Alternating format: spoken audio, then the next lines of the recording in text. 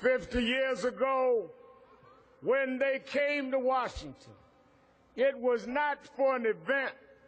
It was in the middle of struggles. It was in the middle of battles to break down the walls of apartheid in America. And Dr. King and those that fought with him, they fought and they beat Jim Crow. We come today to not only celebrate and commemorate, but we come as the children of Dr. King to say that we are going to face Jim Crow's children. Because Jim Crow had a son called James Crow Jr. Esquire. He writes voting suppression laws and puts it in language that looks different, but the results are the same.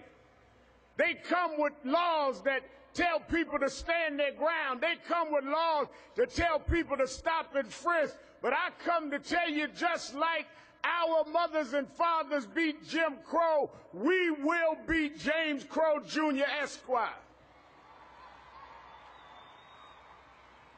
They call the generation of Dr. King the Moses generation.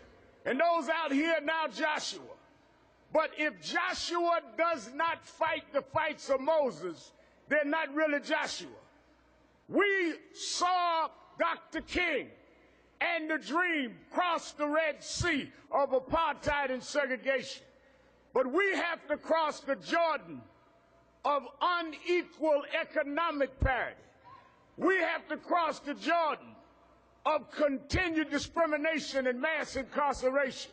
We've got to keep on fighting, and we've got to vindicate and stand up and substantiate that the dream was not for one generation. The dream goes on until the dream is achieved. Lastly, we made it this far, not because of what we had in our pocket, but what we had in our hearts. Not because of what we owned, but because who owned us. And we thank Almighty God for giving us a Martin Luther King. We thank Almighty God that brought us a long way. He brought us from disgrace to amazing grace. He brought us from the butler to the president.